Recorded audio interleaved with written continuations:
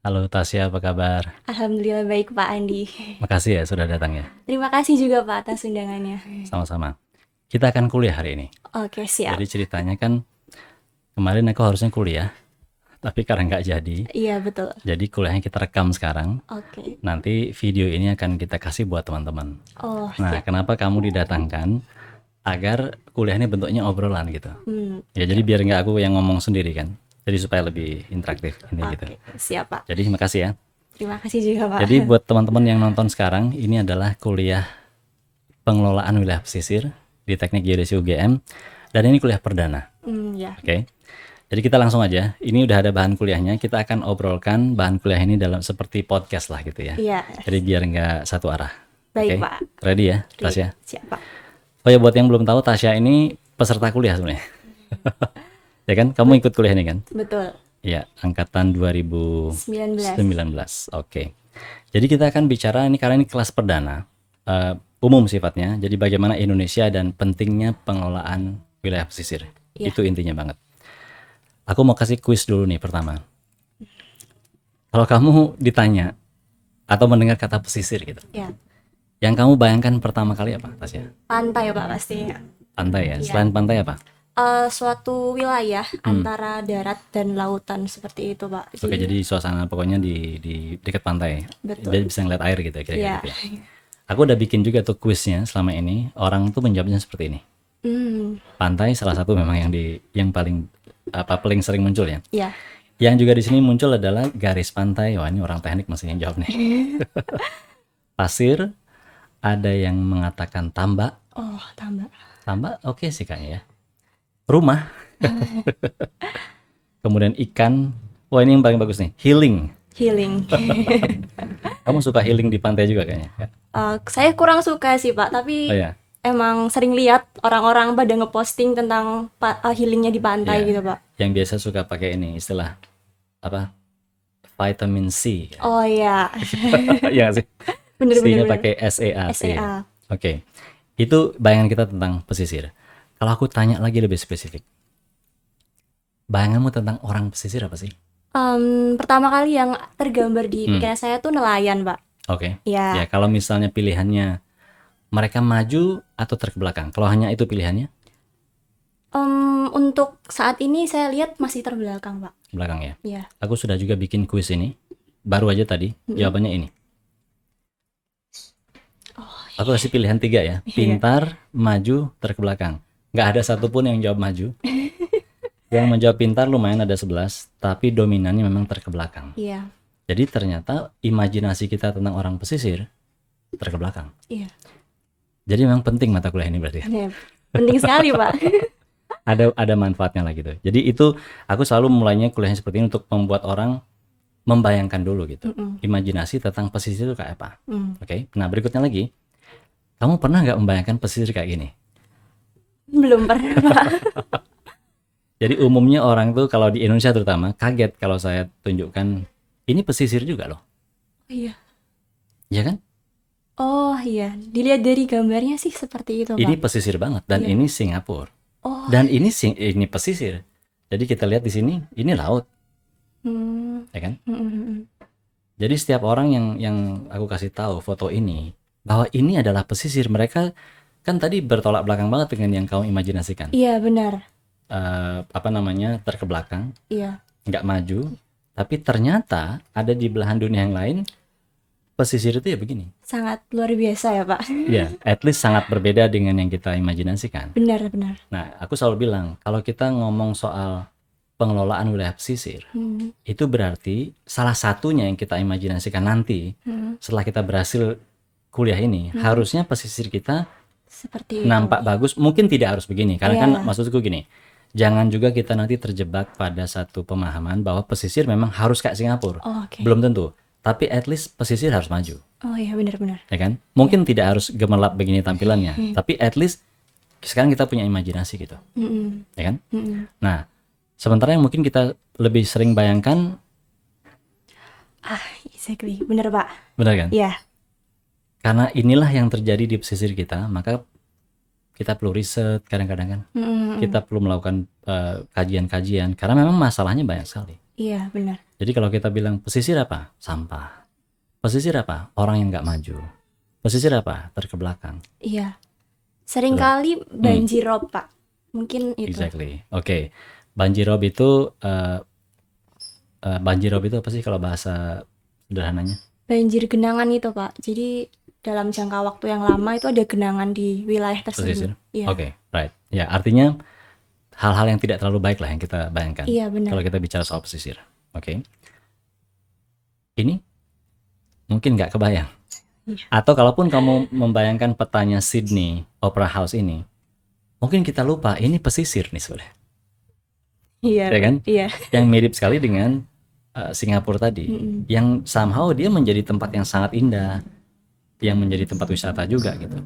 Nah, yang kita bayangkan berarti nanti kalau kita bicara soal pengelolaan pesisir, opsi-opsinya kira-kira begitu. Jadi tempat yang sangat menyenangkan untuk dikunjungi, untuk digunakan. Bisa jadi destinasi wisata Bisa juga. jadi destinasi wisata salah satunya gitu Iya. ya. Nah, yang menarik lagi kalau kita bicara soal pesisir, ini kamu mungkin tahu atau tidak tahu ini di mana? Ini di Dubai. Oh, Dubai. Oke. Nah, kalau di sini dilihat ya ini adalah screenshot dari citra satelit. Oke. Jadi ini kalau di dia sebelah atas ini, utara lah kita sebut. Atas kalau kita ngomongnya. Itu pulau, lihat ya, pulau-pulau buatan. Iya, Pak, lihat. Jadi ini, sorry tangan kiri ya. Itu pulau buatan yang dibuat oleh pemerintah sana. Artinya di satu sisi orang masih bermasalah dengan sampah, keterkebelakangan segala macam. Ada juga yang sudah seperti Singapura atau Sydney. Iya. Ada juga yang pesisirnya tuh udah kayak gini. Udah bikin coastal city ya, Pak. Exactly. Sudah bikin bahkan dari yang tidak ada menjadi ada. Pulau buatan. Oh iya. Jadi ketika kita bicara soal pengelolaan wilayah pesisir, kita harus membayangkan hal yang selebar itu. Yang terkebelakang ada, yang menjadi kota ada, yang dibuat kotanya bahkan ada. Oke, jadi itu opsi-opsi kita mikir ke depan kalau kita mau mengelola wilayah pesisir itu opsinya banyak sebenarnya. Itu yang aku mau ceritakan di awal ya. Karena obsesi manusia gitu. Tapi ditanya apakah kita memang perlu membuat pulau buatan? Mungkin tidak. Tapi kenapa Dubai lakukan? Ya karena memang dia perlu garis pantai yang lebih panjang. Oke. Kan ceritanya gitu tuh. Iya. Jadi ceritanya dia punya garis pantai tertentu. Dia kan penghasilannya minyak tadinya. Ya kan? Iya, betul. Minyak. Dia pengen menambah sumber penghasilan. Oh. Salah satunya pariwisata. Tapi pariwisata di tempat yang sepanas itu, yang paling ada kucing, yang paling mungkin adalah wisata pantai. Iya. Betul? Betul. Tapi garis pantai dia pendek. Oh. Kebayang ya? Iya, kebayang, Nah, Pak. dalam rangka membuat garis pantainya lebih panjang, dibuatlah pulau ini. Oh Pulau iya, buatan. iya, benar-benar, Pak. Makanya kita bilang, apa kita ingin meniru Dubai? Yang belum tentu. Ngapain harus meniru Dubai kalau misalnya kita udah punya pantai yang panjang, Garis tinggal pantai mengelola. terpanjang bahkan Exactly, ya. one of the, mungkin kita nomor 2 ya setelah Iya. Kanada. Artinya, tapi ilmu ini penting kita ketahui. Fakta ini penting kita ketahui bahwa di negara lain ya ada seperti itu. Oke, berikutnya lagi, ini. Ini adalah pembangunan tol di laut, ya kawasan pesisir juga. Iya. Salah satu bagaimana tidak hanya luar negeri melakukan ini, kita juga berarti melakukan sesuatu di pesisir kita, yang itu berarti apa? Punya tujuan gitu. Iya. Mungkin ini untuk transportasi, yang tadi itu mungkin untuk pariwisata dan segala macam lah. Oke. Jadi di pesisir ada banyak aktivitas. Iya. Tapi ini juga tetap ada. Betul. Oke. Jadi tadi aku switch antara kemajuan dan ketidakmajuan. Itu yang harus kita selalu pikirin tuh ketika kita bicara soal pesisir. Nah, kalau kamu bayangkan ya, kita kan punya pesisir juga nih. Iya, betul. Kegiatan yang kamu bayangkan di pesisir itu apa? Jadi misalnya aktivitas penduduk masyarakat gitu. Seperti petani garam mungkin, Pak. Petani garam, Ya. terus ada nelayan. Nelayan. Kemudian mereka pedagang ikan mungkin. Yes. Yes. Semacam hal itu, Pak. Jadi artinya di pesisir itu ada banyak sekali hal yang bisa terjadi. Iya. Salah satunya nih misalnya. Ini mungkin di Jawa mungkin tidak begitu khas. Iya. Bagaimana pantai itu digunakan untuk ritual keagamaan. Oh iya. Oke. Kalau di Bali ada. Di Jawa sebenarnya juga ada juga, mungkin tidak banyak ya. Atau pedagang. Oh iya, benar, Betul Pak. kan? Benar. Atau ya industri. Industri. Atau wisata mungkin, transportasi, atau ini. Oke. Macam-macam lah. Nah, intinya ini kan sebenarnya baru sedikit aja. Yang aku mau ceritakan, kegiatan di pesisir itu bisa banyak banget. Oke. Jadi kalau kita bicara soal pengelolaan pesisir, kita harus mikirin banyak. Itu maksudnya. Jadi misalnya jangan sampai misalnya kita ngelola pesisir, tapi kita lupa bahwa pesisir itu dipakai untuk ritual agama. Oh iya. Oke. Kita sibuk mikirin misalnya tata ruang pesisir untuk industrinya, oke, segala macam, tapi ternyata dia nggak ramah sama ritual agama yang harusnya juga tetap diperhatikan. Atau kita sibuk mikirin yang penting pesisir itu bersih, indah, segala macam, tapi di situ ada pedagang juga yang tadinya hidup dari situ. Oh iya, benar-benar. Ya kan? Nggak boleh kita lupakan intinya. Entah itu masih boleh dia ada di situ atau harus diatur, berarti at least kita harus tetap mikirin. Oh, Oke? benar Pak. Nah sekarang mari kita lihat fakta geografis ya, pesisir di Indonesia.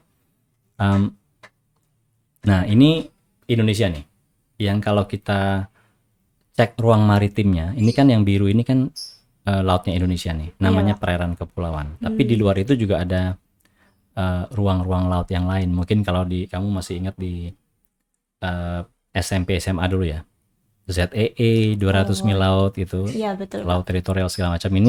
Ini adalah contoh bagaimana ruang lautnya Indonesia itu luas banget. Oke? Iya Pak. Artinya apa? Memang kawasan pesisir Indonesia itu luas. Betul kan? Betul sekali. Luas sekali, terus garis pantainya juga panjang. Berarti yang namanya pesisir itu adalah kawasan penting. Iya. Oke? Betul Pak. That's the betul. point ya. Iya. Maksudnya gini, kalau katakan apa misalnya negara lain lah gitu ya, mungkin dia tidak akan menganggap pesisir itu sepenting ini. Iya, betul. Oke. Atau ada juga negara apalagi negara landlock itu istilahnya negara yang nggak punya laut. Oh iya.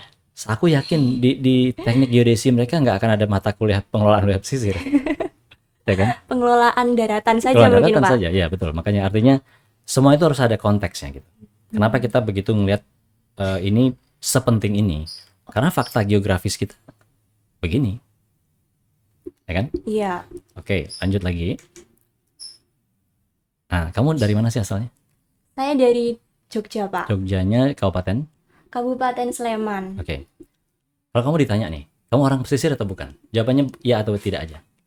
Saya rasa tidak Pak. Tidak. Karena kamu ada di Sleman lebih banyak melihat apa namanya di daratan ya, bukan Iya, bukan betul. Oke. Kalau kamu ke pantai itu berapa kira-kira? Pantai terdekat apa sih? Depok bukan? Mungkin Atau, Depok Pak. Ya. Berapa kira-kira? Kalau naik motor gitu? Mungkin sekitar 1,5 jam. 1,5 jam. Iya. Kalau ke Merapi? Lebih cepat dari itu sekitar 30 menit mungkin Pak. Oke. Berarti memang kamu lebih dekat ke Merapi. Iya. Kalau misalnya ada orang yang tinggal nih agak di tengah-tengah Oh, oke. antara Merapi dan pantai, mungkin di situ mereka juga kalau ditanya, aku ini orang apa ya? Bingung Pak. Ya, paham maksudnya? Iya. Tapi banyak sekali orang Indonesia yang sama seperti itu. Ketika ditanya orang pesisir bukan katanya. Mari kita lihat sekarang. Kita tinggal di sini kan? Iya, betul Kira-kira Pak. di Jawa. Coba kamu bayangkan ya, dimanapun kamu tinggal di Jawa, kesannya ke pantai itu pasti dekat dibandingkan kalau kamu orang Australia. Iya. Paham maksudnya? Paham Pak. Kalau orang Australia, dia tinggal di tengah-tengah sini, dia mau diancam juga mau ngaku orang pesisir nggak akan mau dia. Daratannya lebih luas ya Exactly. Pak. Dari gambar aja kelihatan. Persis. Nah, tapi itu juga menghasilkan satu fenomena lain di Indonesia. Orang Indonesia itu kadang bingung. Bukan bingung sih. Dia tidak mengidentifikasi dirinya sebagai orang pesisir, padahal sebenarnya kalau dibandingkan dengan belahan dunia yang lain, kita pesisir banget nih. Iya, deket sekali. Dekat sekali. Kamu kan tadi bilang kan 1,5 jam ke laut itu kita udah merasa jauh. Iya, betul. Karena 30 menit udah gunung. Iya, betul Pak. Ya kan? Nah, jadi artinya identifikasi kita orang pesisir atau bukan, itu tergantung dari jarak juga sama keseharian kita. Oh iya. Betul kan? Betul Pak. Jadi kalau kamu bisa bayangin nggak di Amerika contoh, anggap aja Amerika itu di tengah-tengah. akan ada orang yang seumur hidupnya nggak ngeliat laut. Ya, Ini apalagi Australia, ya kan? iya Di bener-bener Pak. kita kemungkinan nggak ada. Ya, at least mungkin sekali dua kali dalam hidupnya tuh dia ke laut kan. Iya, Jadi kita memang adalah orang yang sangat pesisir sebenarnya, sangat pesisir. ya kan? Biarpun kamu tadi mengaku bukan orang Bukan orang pesisir, pesisir. paham kan? Iya, Nah, jadi ini aku hanya ingin menunjukkan konteksnya, lalu perbandingannya gitu. iya, Bahwa kalau kita ngomong kita bukan orang pesisir, ya apa kabar orang Australia dan orang Amerika? harus bilang apa mereka Harus Pak? bilang apa mereka gitu kan? Mereka itu tuh nangis lihat kita bilang gitu. Nah, tapi anyway, bukan itu intinya. Intinya adalah imajinasi kita tentang kita orang pesisir atau bukan itu juga pengaruh sebenarnya terhadap usaha kita memperhatikan, mempelajari. Tapi ini bukan kesalahan ya. Aku bilang tadi kenapa kok Tasya mengatakan bukan orang pesisir? Ya karena kenyataannya 30 menit naik motor udah nyampe gunung. Iya, Ya kan? benar-benar. Kalau kamu lupa satu jam naik motor juga udah sampai laut. Iya, Gitu. Nah, itu imajinasi itu yang harusnya dimiliki orang-orang untuk kemudian merasa oh pesisir itu adalah penting bagi hidup saya. Oke? Pernah dengar ini nggak? Poros maritim dunia. poros maritim dunia, hal baru sepertinya Pak. Oke. Poros maritim dunia ini sebenarnya muncul ketika Pak Jokowi menjadi calon presiden di tahun 2014 yang pertama. Iya, Beliau mengatakan Indonesia adalah poros maritim dunia. Oke. Dan itu orang waktu itu kaget dengan istilah itu. Belum pernah diucapkan sebelumnya. Dan poros maritim dunia itu sekarang menjadi semacam kebijakan bahwa Indonesia memang harus menjadi poros maritim dunia. Tapi apa itu? Bahasa sederhananya gini. Dulu ya, ketika beliau nyalon dan baru jadi presiden, ini intinya adalah laut kita luas, ya kan? Laut kita itu harus kita manfaatkan. Oke. Jangan mengabaikan laut, kira-kira gitu lah, Mas. Oke. Iya, Lalu kemudian muncullah kebijakan dari Pak Jokowi tentang tol laut. Tol laut itu maknanya sebenarnya adalah untuk membuat laut menjadi jalan. oke. Artinya menghubungkan, jadi laut bukan pemisah gitu, ya kan? Jadi misalnya antara satu titik dengan titik yang lain, laut itu harus menjadi jalan. Jangan dia penghubung, betul, bukan pemisah. Nah, bagaimana caranya agar itu menjadi penghubung? Dibangunlah pelabuhan-pelabuhan dan segala macam gitu ya. Itu adalah salah satu bagaimana Indonesia berusaha menjadi poros maritim dunia. Tapi mari kita lihat dulu poros maritim dunia itu sebenarnya apa sebelum ini ya. Jadi ada dua sih intinya. Satu, laut kita luas, Iya. harus kita manfaatkan. Itu nomor satu. Oke. Nomor dua, kalau dunia bicara soal laut, maka Indonesia harus menjadi apa istilahnya? Pemain utama atau kiblat lah. Maksud gini, kita kan adalah negara laut banget. Iya. Jadi bayangin ada orang ngobrol-ngobrol soal laut di belahan dunia yang lain, Indonesia nggak dilibatkan. Atau Indonesia nggak dianggap, itu kan berarti kita dianggap tidak berperan. Jadi Pak Jokowi bilang, satu, kita semua manfaatkan laut untuk kesejahteraan. Dua, kalau orang lagi ngomongin laut, Indonesia harus ada di situ dalam pembicaraan. Harus terlibat Harus juga, terlibat. Oke, nah, tapi tadi kan kamu bilang kan ini istilah baru kan, Pak. Iya. poros maritim dunia. Mari kita lihat sebenarnya dari waktu ke waktu Indonesia ada. Soekarno dulu bilang begini tuh, nenek moyangku seorang pelaut. Oh, Beliaulah yang menegaskan kita itu ya bangsa pelaut, gitu ya. Kemudian ada Juanda. Juanda lah yang mendeklarasikan bahwa laut di antara pulau-pulau Indonesia itu yang tadinya bukan milik Indonesia itu jadi milik Indonesia. Deklarasi Juanda. Yeah. Nanti akan kita bahas di kelas berikutnya nih. Tapi artinya kenapa Juanda aku bahas? Ini sebenarnya gini nih. Ini akan menampilkan pemimpin-pemimpin Indonesia mulai dari Soekarno hingga sekarang. Oke. Juanda itu Perdana Menteri. Artinya yang mau saya ceritakan adalah pemimpin Indonesia itu dari dulu udah mikir laut juga. iya. Oke, Juanda kemudian Juanda lah yang kemudian mendeklarasikan deklarasi Juanda, lalu mendorong agar dunia mengakui laut di antara pulau-pulau kita itu jadi milik kita, walaupun waktu itu belum berhasil. Iya. Lalu setelah itu ada Soeharto. Soeharto dan Habibie kita anggap satu paket aja. Itu di tangan beliau lah UNCLOS, United Nations Convention on the Law of the Sea, yang dimiliki dunia sekarang, di tangan beliau, artinya di masa kepemerintahan beliau lah itu terwujud. Oh. Dan Indonesia berperan itu untuk mewujudkan itu di PBB sana kita gitu. Iya. Artinya dorongan itu kan pasti karena presiden juga, karena pemimpin negara juga. Jadi artinya kalau kita bilang kan banyak yang bilang gini, Pak Harto itu terlalu mikir pertanian. Ya. Jadi Indonesia itu menjadi negara agraris. Itu tidak salah. Tapi jangan juga kita lupa bahwa beliau ada perannya mendorong delegasi Indonesia untuk merundingkan soal UNCLOS sampai sekarang ada. Oh iya. Oke, jadi itu. Berikutnya tuh ada Gus Dur Megawati. Ya. Kamu usia berapa waktu Gus Dur jadi presiden ya? Belum lahir. Belum. Saya kelahiran 99? 2001, Pak. Berarti belum lahir saat Salah itu. bertanya kami. Oke, waktu itu berarti ya beliau udah jadi presiden. Nah, banyak orang nggak ngeh, Gus Dur lah yang menciptakan Kementerian Kelautan dan Perikanan. Oh, jadi sebelum itu tuh belum ada, Belum Pak? ada, kementeriannya belum ada. Oh. Jadi di tangan Gus Dur lah pertama kali ada kementerian itu, yang kemudian mungkin yang paling populer tentu saja Bu Susi mungkin ya. Oh iya, Ya. benar-benar. Jadi bayangin aja kalau Gus Dur tidak bikin kementeriannya, Bu Susi nggak akan pernah jadi menteri. nggak pernah jadi menteri. Oh iya, Ya, benar. jadi kita harus lihat peran itu juga. Oke. Habis Gus Dur siapa? Ada SBY. SBY. Nah, ini menarik nih. Banyak orang nggak tahu lagi-lagi. Indonesia waktu itu menjadi pemimpin di dalam membahas persoalan laut dunia. Salah satunya adalah namanya itu Coral Triangle Initiative. Mungkin ini memang agak mungkin belum pernah dengar ya. Iya. Jadi intinya gini, di dunia itu coba bayangin di peta Indonesia tadi. Di sebelah timur kita tuh kan ada Papua New Guinea, Iya. betul. Ada namanya negara Solomon Island, bahkan mungkin ada yang nggak pernah dengar nama negara ini. Ada di utaranya ada Filipina tentu saja. Nah di situ ternyata pusat ini terumbu karang Oh, wow. yang sangat kaya. Salah satunya tentu saja di Papua Raja Ampat kita kenal. Oh iya, Betul benar, kan? Pak, benar-benar. Nah ternyata itu kawasan itu adalah seperti segitiga bentuknya yang kaya banget dengan terumbu karang.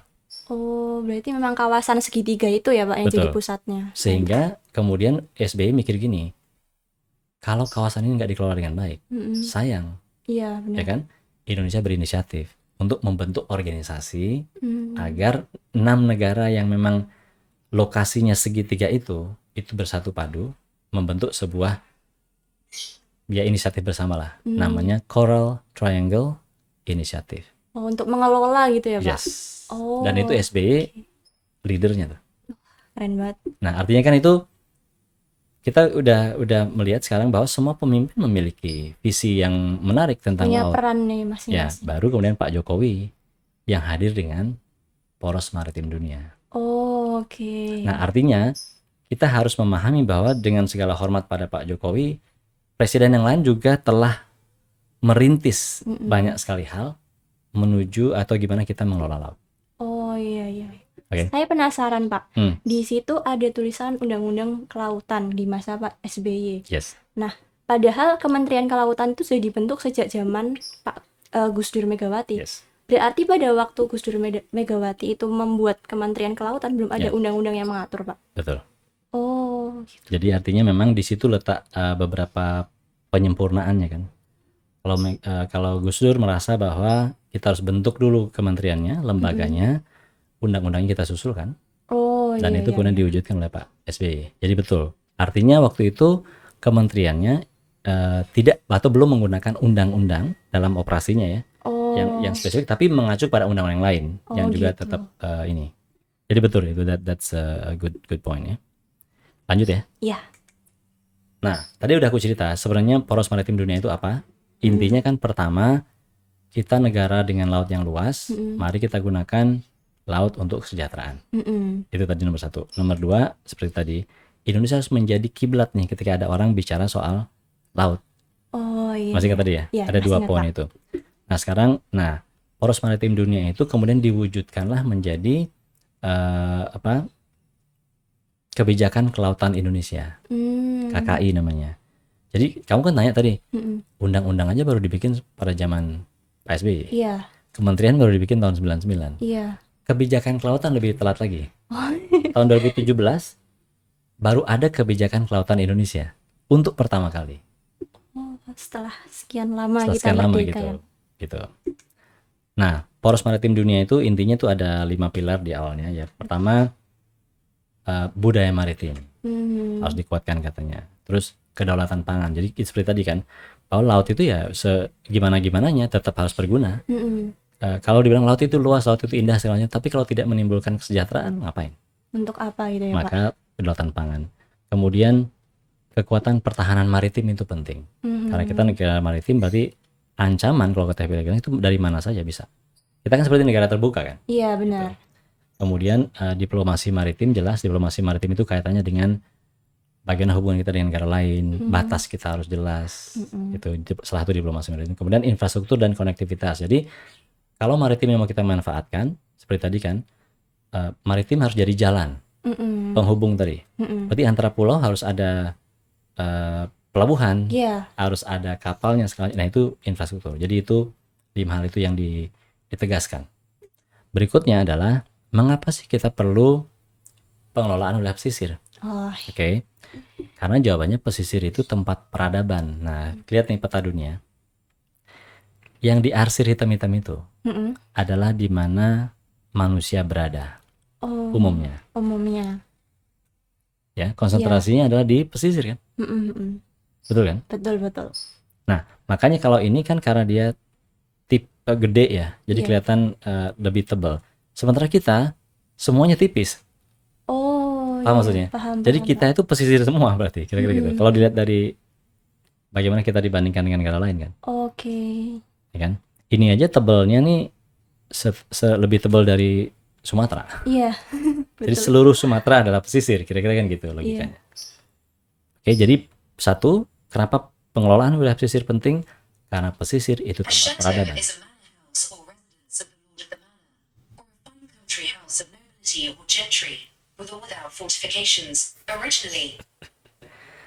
Ini Sirinya nyambung deh. Sorry ya Siri, kamu ikut-ikutan ya. Jadi karena pesisir itu tempat peradaban. Contohnya, kamu bisa tebak nggak nih? Ini benua apa? Australia, Pak. Australia kan? Itu kan ada bubble tuh biru-biru merah segala macam itu. Iya. Itu tebak aja, kira-kira menunjukkan apa itu? Mungkin pesisir garis pantai seperti itu, Pak. Garis pantai ya. Nah, yang ditandai oleh biru-biru itu menurut kamu apa itu? Kamu mungkin aja nggak bisa nebak karena ini memang random. Iya, benar. Saya nggak bisa nebak, Pak. Oke. Itu adalah universitas di Australia. Oh, wow. Universitasnya di pesisir, Pak. Exactly. Wow, nggak kepikiran. Semua universitas di Australia itu ya di situ. Nah, yang merah itu tempat saya sekolah dulu. Oh, iya, Okay? iya. Nah, kesimpulannya apa? Jadi pusat peradaban itu ya di pesisir. Ya, kenapa? Karena memang disitulah yang, kalau kamu lihat ini sekarang ya, dari Australia ini kan yang di tengah-tengah ini kan kayak gersang ya. Iya. Hijaunya sebenarnya, ya memang karena kenyataannya kehidupan itu lebih mungkin adanya di pesisir. Berarti ini bisa dibilang jauh berbeda dengan Indonesia ya, Pak? Kayak pemanfaatan pesisirnya sendiri. Bisa dibilang gitu, tapi kalau dipikir-pikir lagi, kita balik lagi yang tadi kan. Iya. Ketika aku tanya kamu pesisir bukan, ternyata dalam konteks tertentu kamu pesisir juga. Iya. Jadi sebenarnya di Indonesia pemanfaatannya ya pesisir juga, cuman karena pesisir dan non pesisir itu dekat. Iya. Kita ngerasanya bukan pesisir. Iya, benar. Jogja ini kan kalau dari tempat ini dari Depok sejam juga. Nah ini juga sejam dari pesisir sih. Oh, ngerti nggak? iya. Logikanya. Tapi kan mereka gede aja soalnya gitu. Jadi di mana-mana pun sebenarnya peradaban itu di pesisir. Oh, oke. Contohnya Jakarta.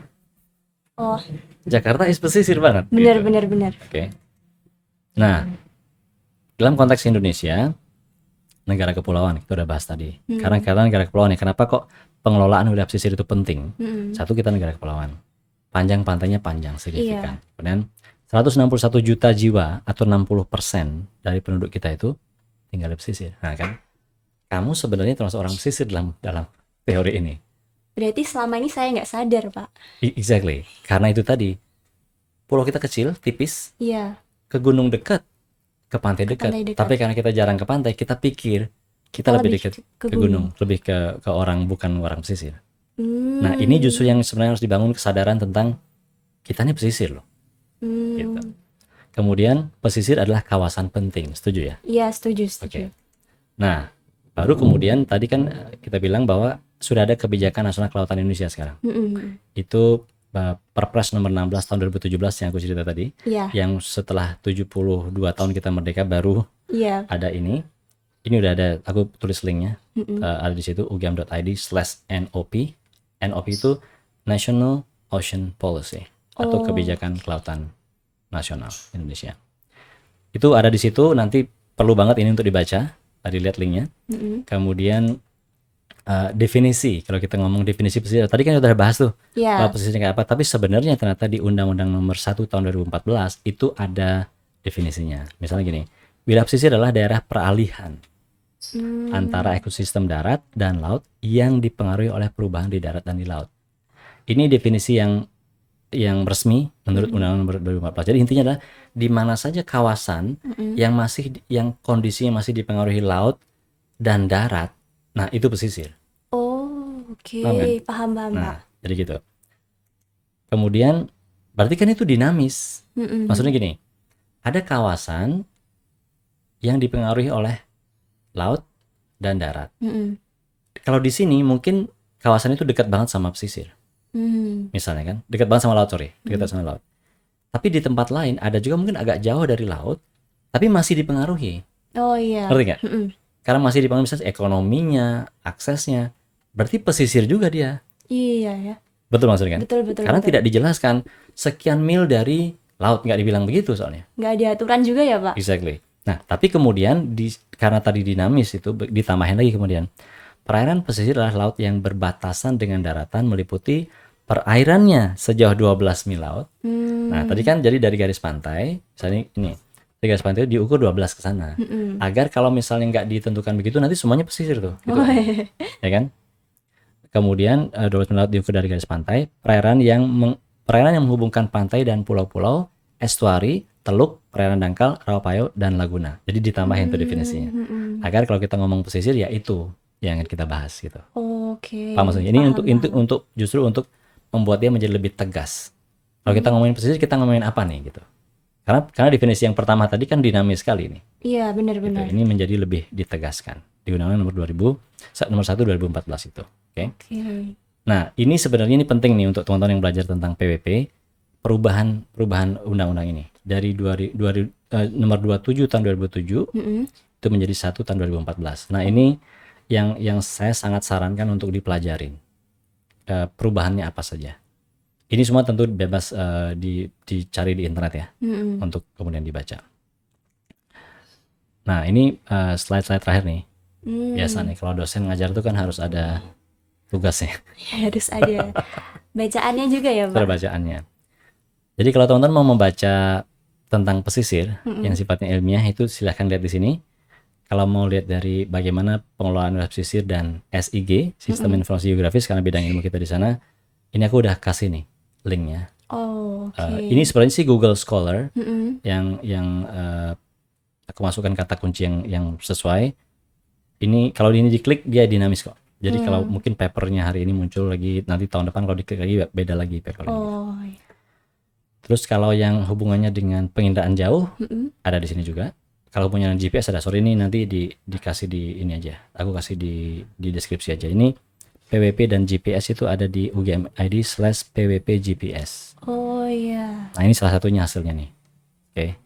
Ini udah yang agak lama nih aku. Ini. Jadi kalau teman-teman klik ini akan ketemu paper-paper yang bisa dibaca untuk mempelajari bidang-bidang itu. Oh iya. Okay. Setiap tahun pasti ada ini ya Pak, peningkatan gitu ya? Yes, pasti ada perkembangan baru dan kalau diklik link yang sama akan ada berubah ini. Akan semakin banyak penelitian-penelitian yang dipublikasikan seperti itu. Betul sekali. Oke. Itu adalah terakhir slide-nya. Semoga kamu bisa paham. Paham sekali Pak. Ada yang mau dikomentarin nggak? Atau mungkin di 2 slide sebelum ini Pak. Ya. Saya penasaran. Selain kan ini ada perubahan perundang-undangan. Yes. Selain lebih detail, itu kenapa ada apa lagi sih Pak di Undang-Undang Nomor 1 Tahun 2014? Mungkin secara general Iya. gitu. Ini gaya dosen ngeles ya? Iya. Ya kamu harus pelajarin itu. Oh, iya. Enggak. Ada beberapa. Misalnya salah satunya, kalau dulu di Undang-Undang Nomor 27 Tahun 2027, itu ada namanya salah satunya itu HP3. Jadi bagaimana orang atau pihak itu bisa mengelola ruang-ruang laut. Jadi bayangin ya, kita kan mengelola pesisir kan. Pesisir itu kalau dikelola, intinya kan dimanfaatkan. Iya. Siapa sebenarnya yang boleh memanfaatkan laut ini? Oh iya, Oke. benar-benar. Kalau kita bilang misalnya pemerintah, kan pemerintah nggak mungkin dari Jakarta ngelola laut seluruh, betul kan? Iya. Nah makanya waktu itu dibuatlah di undang-undang ini, ruang-ruang laut itu bisa dibagi-bagi istilahnya, dikapling-kapling dalam bahasa sederhana ya, sehingga untuk dimanfaatkan oleh masyarakat. Jadi masyarakat itu bisa mendapatkan istilahnya itu hak pengusahaan perairan pesisir. Oh iya iya iya. Jadi hak untuk mengusahakan itu. Tapi yang menarik kemudian, sebenarnya tujuannya agak menurutku bagus ya. Jadi misalnya ruang-ruang laut itu bisa misalnya katakan Tasya, kamu punya uang untuk diinvestasikan agar mengelola laut. Kamu bisa minta itu izin kepada pemerintah untuk mengelola ruang lautnya. Karena ruang laut kan tidak boleh dibeli. Iya. Beda dengan tanah. Tujuannya kayaknya cukup bagus, tapi ternyata banyak orang melihat itu sebagai bentuk dari ketidakadilan. Kenapa? Karena begini. Nanti yang bisa menguasai laut adalah orang-orang yang punya modal. Iya, betul. Paham ya? Paham, Pak. Jadi katakan Tasya pengen banget, tapi modalnya kalah kenceng sama yang lain. Yang lain. Nah, dialah yang akan mendapatkan. Nanti takutnya katanya waktu itu, ruang laut akan dikuasai secara monopoli oleh orang-orang yang punya duit, punya kuasa. Makanya dianggap itu punya potensi ketidakadilan. Oh iya. Dibatalkanlah pasal-pasal itu Oh. di Undang-Undang Nomor 27 ini. Salah satunya berarti bedanya nanti di sini di 1 2014 sudah nggak ada lagi itu. Salah satu ya. Apalagi yang lain perbedaannya ya kamu harus cari sendiri. Oke, siap. Oke, ada lagi. Ini kayaknya enak ya kuliah seperti ini ya. Seru banget. Bisa langsung tanya. Iya, Biasanya kalau di kelas itu kayak harus nunggu ini dosennya selesai kapan ya? Kalau mau nanya takut salah gitu loh, Pak. Iya, betul. Oke, ada lagi yang mau ditanyakan? Mungkin itu dulu, Pak. Itu loh. Oke, siap kalau gitu kita akan akhiri kelas ini. Semoga teman-teman yang lagi nonton ini melihat ini cukup menarik, tapi tidak puas karena kalau puas mereka berhenti kan. Iya, benar. Kalau tidak puas berarti mereka akan tetap mencari. Oke, thank you, selamat membaca.